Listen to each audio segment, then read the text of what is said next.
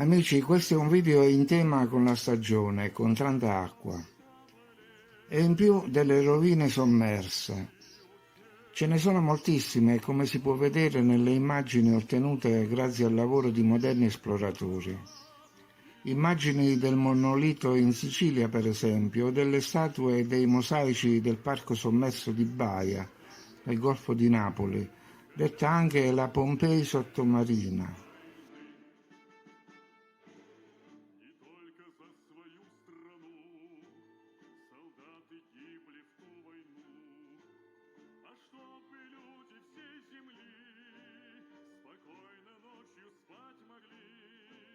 O la città di Eracleion con la statua di Osiride e il cosiddetto palazzo di Tolomeo nel delta del Nilo, e poi il palazzo di Cleopatra e forse addirittura la sua tomba ad Alessandria d'Egitto.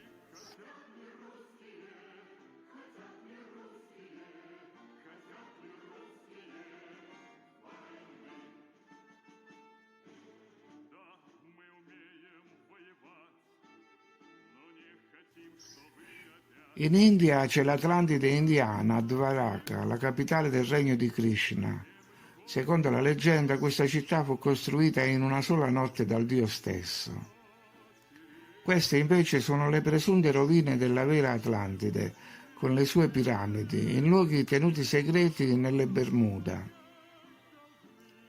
Rovine sommerse ad Atlit Yam, a Paolo Petri, Cadice, a Port Royal in Giamaica e in Cina, dove si trova Lion City, a 40 metri sotto il livello del mare.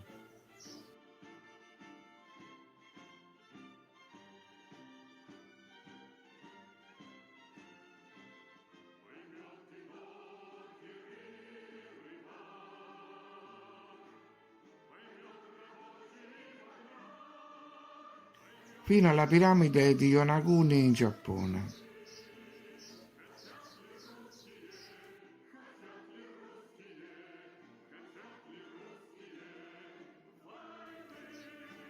Il mare non solo riserva sorprese di ogni genere, come a Malibu per esempio, dove pare che ci sia una misteriosa costruzione a 100 metri di profondità, o nel Mar Baltico, dove un oggetto ha fatto parlare di UFO, ma potrebbe dare la risposta a parecchie domande, avendo però il coraggio di uscire dai canoni della narrazione ufficiale.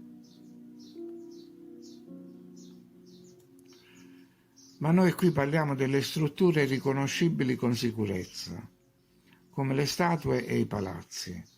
Anzi, in molti casi queste strutture hanno caratteristiche simili alle costruzioni di superficie e quindi potrebbero essere state edificate contemporaneamente.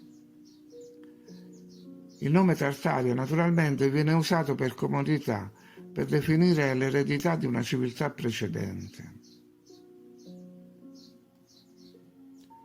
Riguardo a questi ritrovamenti ci sono molte considerazioni che si possono fare. La prima riflessione è che i monumenti stessi hanno una posizione verticale. Gli edifici e le statue, infatti, come possiamo vedere, sono perpendicolari al suolo, al fondale marino, quindi non si tratta di sprofondamenti. Non è il terreno che è sceso, ma l'acqua che è salita. Sarebbe difficile credere a movimenti di placche tettoniche che si spostano, si spaccano, si separano e poi ritornano a combaciare su un solo livello, lasciando gli edifici nella posizione originaria. Le conseguenze in caso di terremoto o di frattura della roccia che sostiene un territorio sono che i palazzi risultano inclinati, poiché il terreno su cui poggiano si è frantumato, assumendo una conformazione a onda o a lastroni. Ma nelle rovine sommerse i palazzi e persino le colonne sono verticali, quindi non si è trattato di uno sconvolgimento della crosta, ma dell'innalzamento del livello dell'acqua.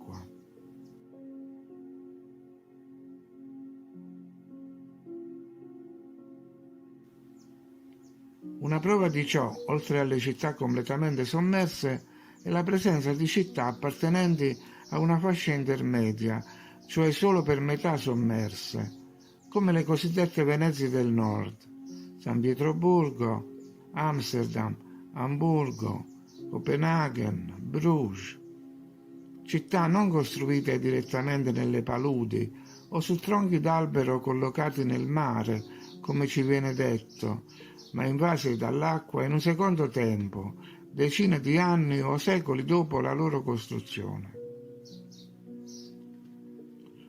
Lungo le coste, quindi, ci sono piramidi, palazzi e templi completamente sommersi, ma sicuramente ce ne saranno altri più all'interno, lontano dalle rive, che ancora non sono stati scoperti. Ma come è accaduto che venissero sommersi dalle acque?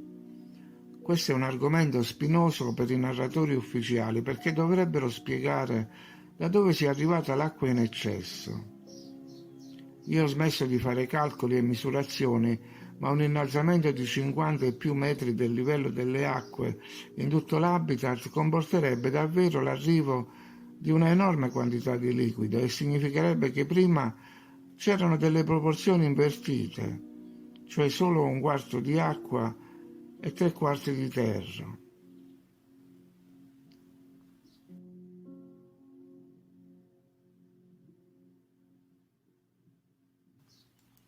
Chi si è occupato del diluvio universale ha spesso parlato di acqua proveniente dal cielo, a seguito della spaccatura delle cateratte, ma io credo che bisognerebbe pensare ancora più in grande, cioè che si tratti di acqua giunta nel nostro terrario da settori esterni, acqua che scorre in fiumi simili ad oceani.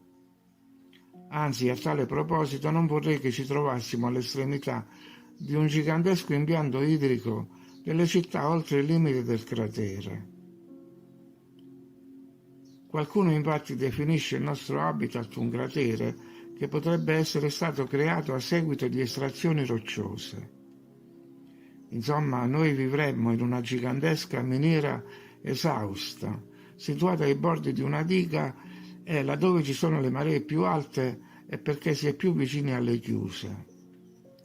Ho espresso già l'idea che ci potremmo trovare in un continuum acquatico, in un invaso comunicante con altri, nel video Acqua Alta.